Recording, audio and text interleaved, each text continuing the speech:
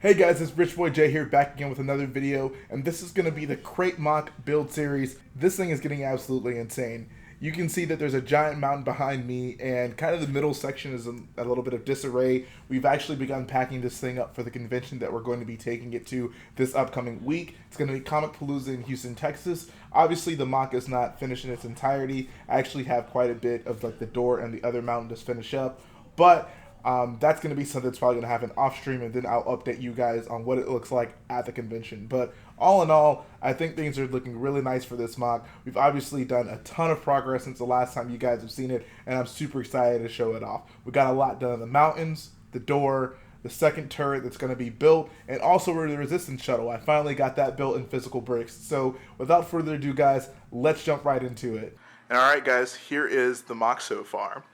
I promised that we were going to have a monster update this week, and I feel that we're certainly able to deliver on that. So let's just walk you through everything that has changed since the last time you guys have seen the MOC. Firstly, you can see I made a lot more progress on this other turret over here. I spent a lot of time trying to make sure that a lot of the discoloration and fading of the, I guess, orange paint has changed since the last one. So I have some chips in there, and of course some dark tan to represent some weathering. And I wanted to make sure it was, very differentiated from this one. You can see the weathering between both of them are actually quite different, which I feel is nice. I would love to be able to show you the other side of it, because there's also some weathering over there, but obviously with that wall being there, it isn't accessible. But super happy to finally have some semblance of two turrets here, and I think that it really is helping the MOC come together. Next, you can see that my little mountain over there has grown just a little bit. It's slowly making its way up. I primarily actually been working on the door right here, so obviously this has grown significantly. We've actually been able to incorporate a section here in the bottom. You can kind of tell where it pokes out, but the idea here is that the first day in the MOC, it's going to be closed, because that's how the door is. But on the second day, we made this section be able to be pulled out. So there's a little hole that the battering ram cannon leaves. You can actually see like straight through the MOC. I think there's like a TIE fighter on the other side over there. But the idea is to basically have like the scene where Luke is walking out of it. So I guess for the second day, he'll actually have already walked out. But that hole will be there to represent the big hole that was left in the door. And it'll, of course, allow us a great opportunity to take a lot of photos of Luke walking through the door, looking at the two walkers on the battlefield. Obviously, the door has actually grown quite a bit. I'd say this is maybe only half the size it'll end up being, maybe a little more than half. But it is certainly very large. I think that the contrast of having the dark gray and the whites on the mountain, and then just the dark tan wrapping around the door, looks really nice. I'm super happy that we went with that choice, and all in all, I really like the way this thing is coming together. Now let's come to this bad boy right here. Garrett has been hard at work working on this mountain section over here, and I could not be more happy with it. You can see that the shape is kind of wonky at the top, and that's really only because we actually ran out of space on the base plate to continue these slopes slanting upward. So you can see like they all basically stop at the very back of the base plate. These will continue upward on the next base plate that'll sit behind it right there. So there'll be more mountains that'll kind of go up. It won't go up too much higher than this, because this is actually already quite tall. In fact, it is, I believe, taller than the AT M6 Walker at this point. So you guys can see that, yep, the mountains are very tall. I think at the highest point, they are probably like an inch or two higher than the AT M6. So super happy about that. And there's just so much detailing in here. The little slithers of red really help represent the red dirt that's on Crait. Obviously, there's the white salt patches in various areas in the mountain, and I think the combination of those two, along with the light grays in there to represent a combination of the white and the dark gray, really work to make this mountain just look absolutely beautiful. So super happy that that's done. It's, I guess, the tallest part of the MOC right now, so it's extra motivation to actually continue building upwards on the door and upwards on that mountain over there to get it to the same size. And I can't wait to see once this entire part of the MOC is finished. And one other thing to show you guys about the just base itself is around back, I've mentioned this many times, but just to kind of reiterate, we actually are going to have the inside of the base. And this section right here represents the back side of the door. So if you guys remember from the movie, this door is sloping not only on the outside, but also on the inside. So that's why this part right here looks like this. And I think, like, for something that I didn't really consider at the beginning of the mock, like I didn't consider, oh, the back of the door will have to look like something since it'll be exposed. I think I did a pretty good job at making it look like what it's supposed to look like, and I feel that it just adds so much detail to the inside of the cave. And once again, that contrast of the dark tan and the dark gray, I think, really looks nice. So that's pretty much going to finish up all the new things that we have. I'm going to go ahead and show you guys that resistance transport shuttle that I worked on. So let's go ahead and move to that. Alright guys, as promised, here is a look at my resistance shuttle that I just finished building. You can see that it is very large. It has around 3,000 pieces, and it has a full interior with lights. As you can see, you got some power functions lights rigged in there.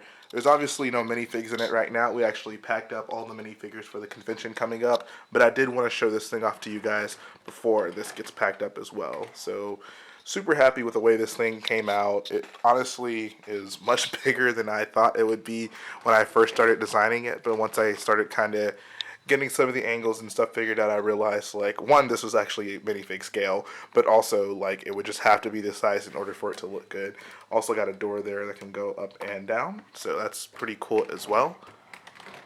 As you can see, it's very snot. There's, very few studs that are actually exposed on this model. In fact, I think the only studs that are exposed are, like, these right here.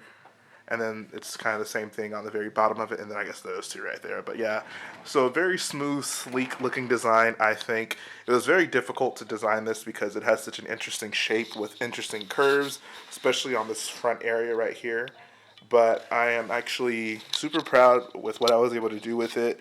There's, these nice big windows kind of going all the way around it. Was able to add in some of those details like that odd window shape right there, and then obviously the windows in the very front. And all in all, I'm pretty happy with the way this thing came out. So I'm actually going to go ahead and put the camera down real quick. I'm going to open up the top so you guys can get a quick peek at the interior. And here it is with the top removed. You can see it's very spacious on the inside. I actually left quite a few of these, like, 2x2 jumper plates, and just, some 1x2 plates as well.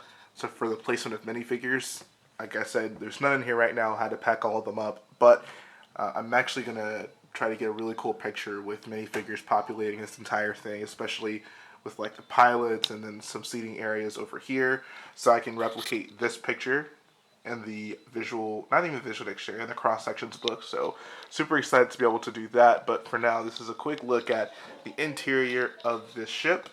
I'm actually going to do an in-depth video on this, kind of a standalone thing. So if you guys want to learn more about it, like about the design process and see it populated with figures, make sure you go check that whenever I drop that video. But this was just kind of a quick look at this ship that will be in the caves on Crait. So let's go ahead and move along. And one last thing that I did want to show you guys are these Vulptex builds that I came up with. Now, obviously, this is not something that LEGO has produced an actual figure of, so had to essentially brick build it to get it to represent the Vulptexes that we see running through the caves on Crait. If you guys aren't familiar with these, Poe refers to them as crystal critters. These are the things that they've actually follow to the outside of the cave, and then Ray uses rocks to get them out of their situation. So this is kind of what I came up with. It's obviously a very simple design. Use those hands right there to represent the ears, and that flowy hat piece, or it's like usually an accessory on a hat, or use this fire in a different color as the tail. So I like it. I think it looks pretty cool. And the most important thing was actually the scale. So standing next to a minifigure, it looks somewhat correct. It's obviously not going to look perfect, but it looks pretty small compared to the minifigure, which is my ultimate goal, and I think that I was able to achieve that. So let me know what you guys think about the Vulptex builds. I actually went and ordered enough parts to make like 20 of these, and I'll probably end up making more, so I'll be able to kind of replicate what we see in the movie when there's just dozens and dozens of these things running through the caves, running around on Crait. let me know what you guys think about it. I am actually quite happy with the way it came out, and I hope that you feel the same way.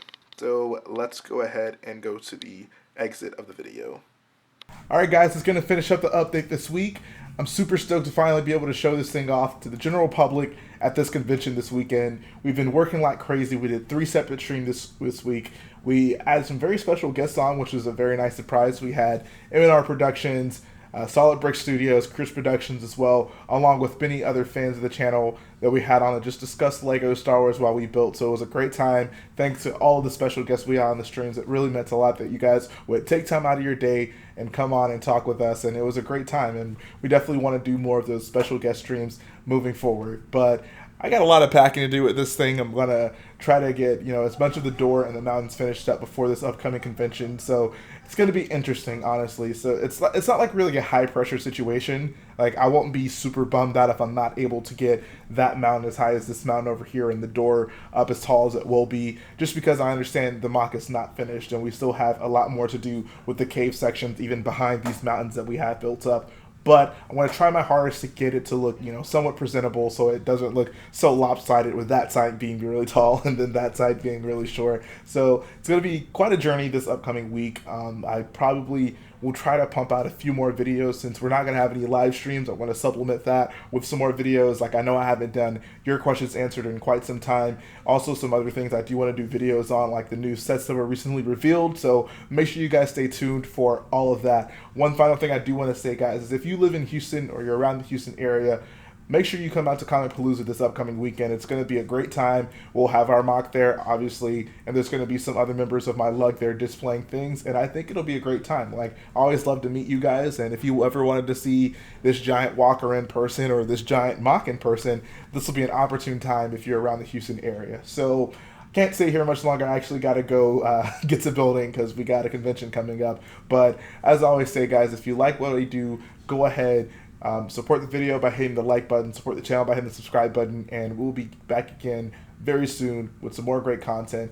Thanks to all of you for watching, and take care.